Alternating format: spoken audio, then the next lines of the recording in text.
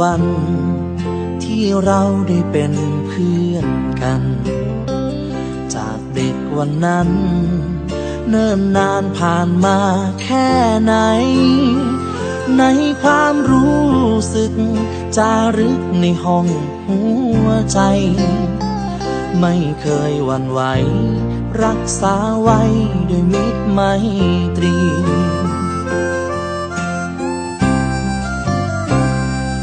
อาจจะมีบางคราวที่เราหายไปก็เพราะช่วงวัยให้เราต้องทำหน้าที่ไปมีครอบครัวมีการงานไปตามวิธีนานหลาย10 ปีที่คิดถึงเพื่อนอยู่ทุกวัน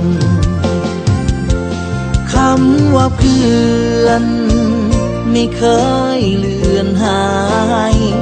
ยิ่งจากมาไกล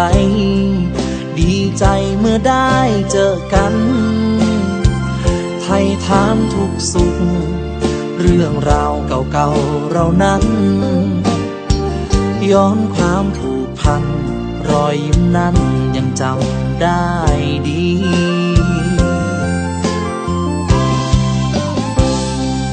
มิตรภาพ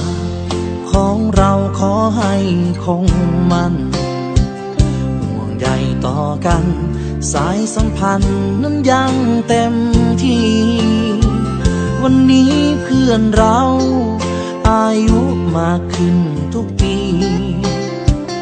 นับจากวันนี้สัญญากันไม่มีวันลืม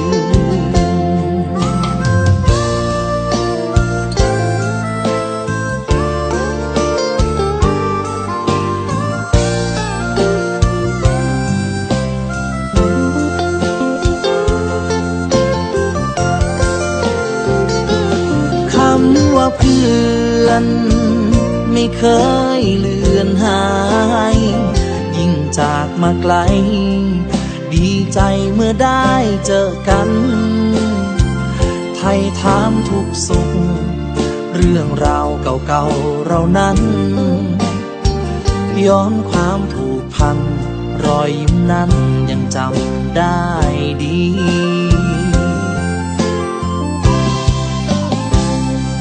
มิตรภาพของเราขอให้คงมันห่วงใยต่อกัน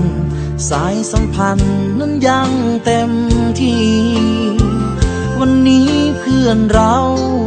อายุมากขึ้นทุกปีนับจากวันนี้สัญญากันไม่มีวันลืมนับจากวันนี้สัญญากันเพื่อนกันตลอดไป